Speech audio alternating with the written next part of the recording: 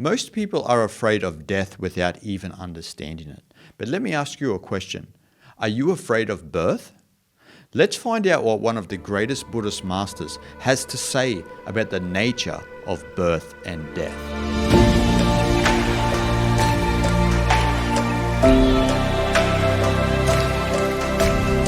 Ajahn Chah was one of the wisest and greatest Buddhist monks to have ever lived. Now, he is from Thailand and he only died in 1992, so he is very recent to us compared to many of the other sages that I speak about on the channel. And to know more about him and his wisdom, I highly recommend a book called Food for the Heart. Now, when you listen to Ajahn Chah, it's like listening to the Buddha himself. That is why he's highly respected in Thailand and one of the greatest monks of recent history. And so he has many important things to say, but when it comes to birth and death, he is a league of his own. Now I want to speak to you today about an important quote by Ajahn Chah about the nature of birth and death that a lot of us don't consider, especially when people are afraid of their eventual death. Let's have a look at what Ajahn Chah had to say. As soon as we're born, we're dead. Our birth and death are just one thing. It's like a tree. When there's a root, there must be twigs. When there are twigs, there must be a root. You can't have one without the other. It's a little funny to see how at a death, people are so grief-stricken and distracted, tearful and sad, and at a birth, how happy and delighted. It's delusion. Nobody has ever looked at this clearly. I think if you really want to cry, then it would be better to do so when someone's born. For actually, birth is death. Death is birth. The root is the twig is the root. If you've got to cry, cry at the root. Cry at the birth. Look closely. If there was no birth, there would be no death. Can you understand this? I absolutely love this quote because Ajahn Chah flips everything on its head. I love how he says, when you want to cry, you should probably cry at birth, because without birth, there is no death, right? But he also alludes to the mutual nature of birth and death. They are both the same in some sense, but we treat one very differently to the other. As he said, we will be happy and delighted on the birth of somebody, but we will be sad and grief-stricken when somebody dies.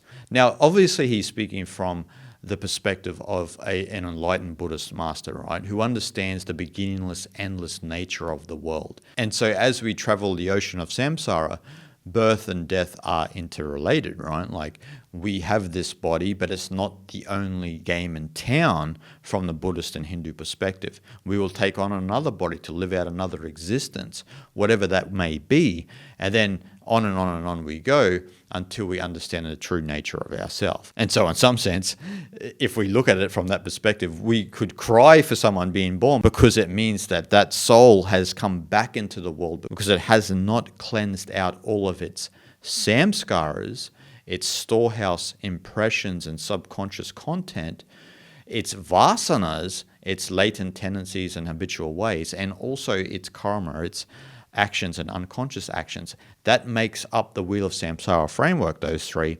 And so that makes up what we would call the jiva. That would be what the soul is, the persona system that has not thinned away to merge back into, if we were to use Buddhist terms, the Dhammakaya.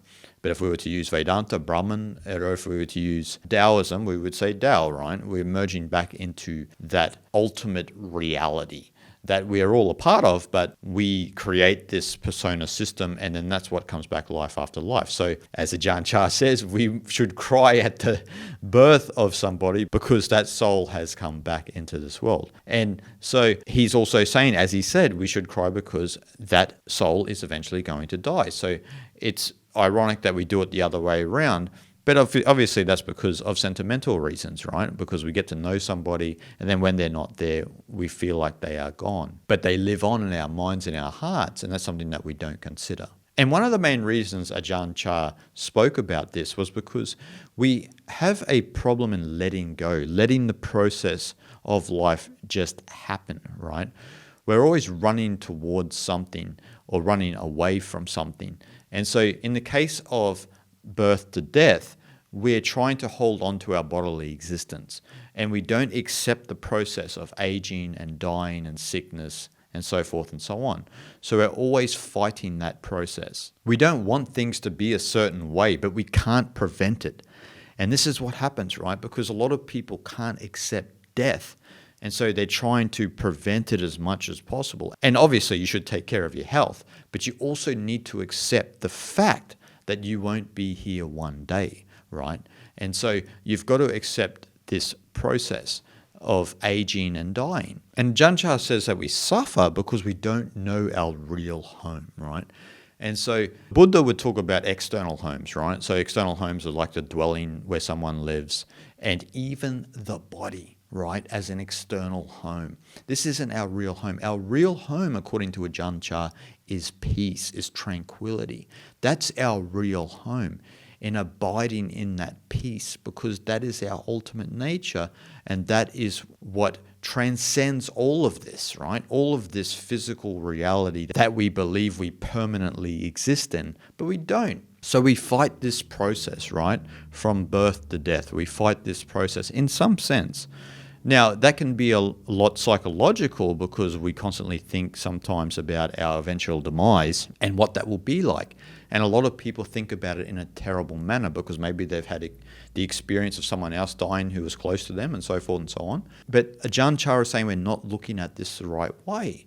We're not accepting it and letting go. And that's why we suffer, right? We don't accept the process.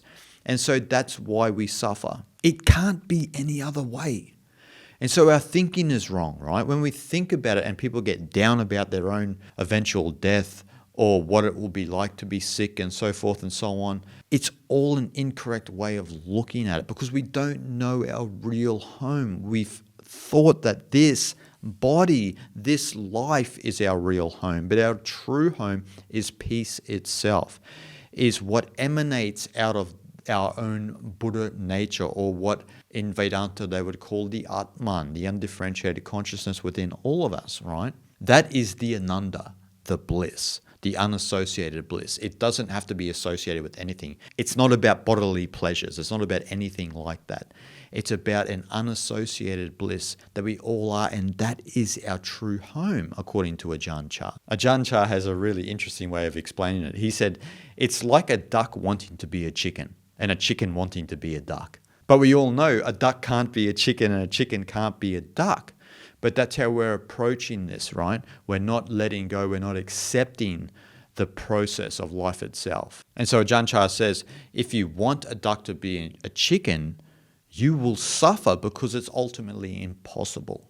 And likewise, in not accepting and letting go, we're doing the same, right? Because life just has its own process. Ajahn Chah often uses the hair analogy, like you had black hair when you were younger and all of a sudden you have gray hair when you're older.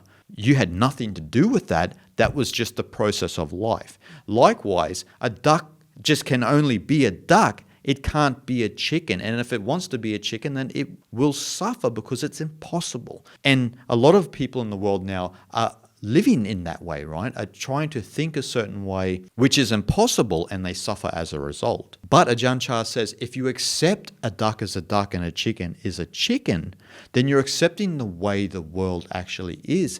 And this gives you a lot of strength and energy and clarity because you've accepted the way it is and you haven't pushed your own idea of how the world should be. You've just accepted the process of nature itself, just as a process. You're not trying to influence it here or there or think about it in a different way. So no matter how much you want the body to be stable and permanent, it cannot happen. It's going away. And so you just need to accept that process. The Buddha actually called it a fabrication, which is a unique way of explaining the body-mind matrix, right?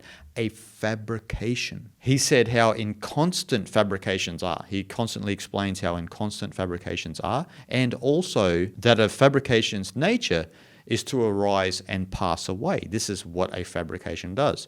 It arises and passes away. Can you accept that you are that fabrication? And so through that process of the fabrication, the Buddha mentioned the importance of distilling bliss, right? As I mentioned, abiding in that unassociated ananda. Ajahn Chah says it's actually foolish thinking to look at ourselves in the way of the body-mind matrix and have a yearning to stay and be permanent.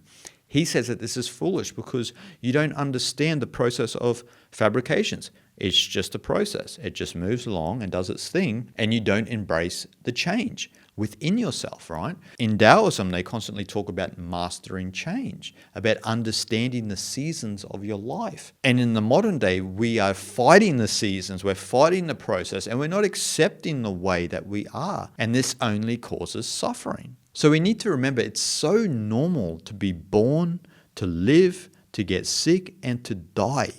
Can we accept it?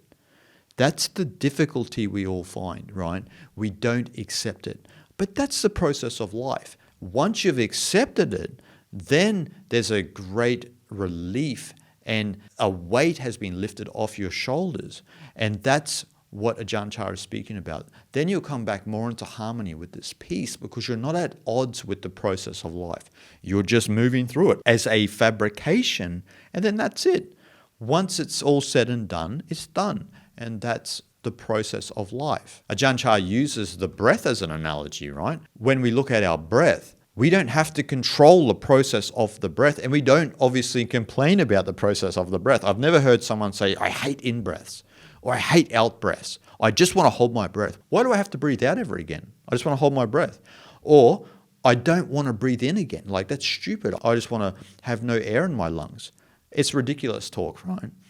But that's why he uses the breath as an analogy, because we're not fighting the process of breathing. Breathing is just happening naturally, and we don't think about it. And if we were to do one or the other, if you were to hold your breath or you were not to breathe back in, we are going to suffer physically, mentally, and you can die in that way, right? But what usually happens is you'll give up and the process will automatically revert back to its nature. And that's why the breath is a good analogy. That's why Ajahn Chah mentioned it, because that's all we have to do. We just have to move with life in that way, and we don't have to overly think about the processes of change. It's just nature. It's just the way it is. If you're not complaining and whining about the nature of breath, then the question is, why do we whine and complain about the nature of death, right? Or Ajahn Chah would take it a step further. We should also whine and complain about the nature of birth. But as he said, birth and death are one thing. Birth is death and death is birth. And if we understood this deeply, as I've been speaking about, then we wouldn't fight the nature of reality itself. We would accept it, and we would then know how to let go truly. And then once we let go, then we understand the true bliss that only a great Buddhist master such as Ajahn Chah could experience. Shanti, Shanti, Shanti.